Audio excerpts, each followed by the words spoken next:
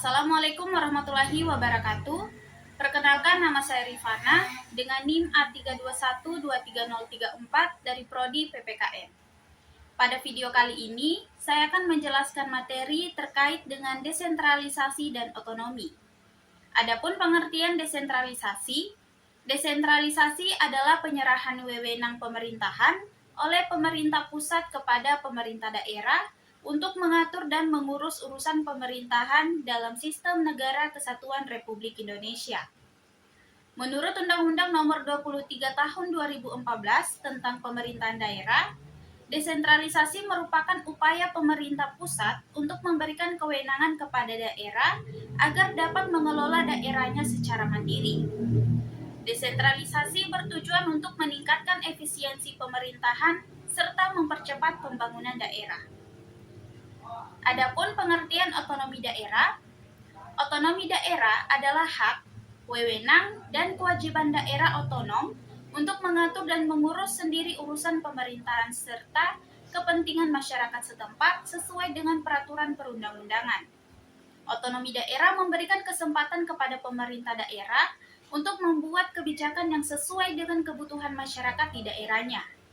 Melalui otonomi daerah, pemerintah daerah memiliki tanggung jawab untuk meningkatkan kesejahteraan masyarakat melalui pelayanan publik, pembangunan daerah, serta pemberdayaan masyarakat.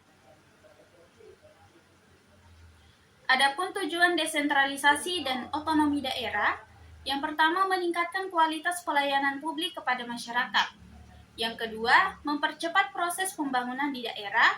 Yang ketiga, meningkatkan efisiensi dan efektivitas penyelenggaraan pemerintahan. Yang keempat, meningkatkan partisipasi masyarakat dalam penyelenggaraan pemerintahan. Dan yang kelima, mengurangi kesenjangan pembangunan antara daerah. Selanjutnya, prinsip-prinsip otonomi daerah. Yang pertama, prinsip demokrasi. Yang kedua, prinsip pemerataan. Yang ketiga, prinsip keadilan. Dan yang keempat, prinsip potensi daerah. Selanjutnya, bentuk penyelenggaraan desentralisasi.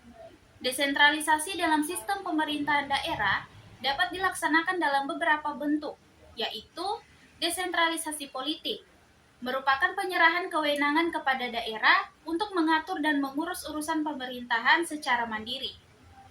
Kemudian desentralisasi administratif, merupakan pelimpahan tugas administratif dari pemerintah pusat kepada pemerintah daerah dalam pelaksanaan pemerintahan. Kemudian desentralisasi fiskal, merupakan pemberian kewenangan kepada pemerintah daerah untuk mengelola keuangan daerah, termasuk pengelolaan anggaran pendapatan dan belanja daerah atau APBD. Selanjutnya, kelebihan otonomi daerah. Yang pertama, pemerintah daerah lebih memahami kebutuhan masyarakat setempat. Yang kedua, proses pembangunan daerah dapat dilakukan dengan lebih cepat dan tepat sasaran.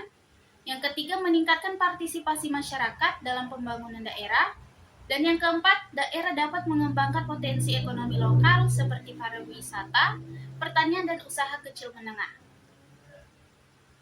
Adapun contoh pelaksanaan otonomi daerah, yang pertama, pemerintah daerah membuat peraturan daerah sesuai dengan kebutuhan masyarakat. Yang kedua, pengelolaan anggaran pendapatan dan belanja daerah oleh pemerintah daerah.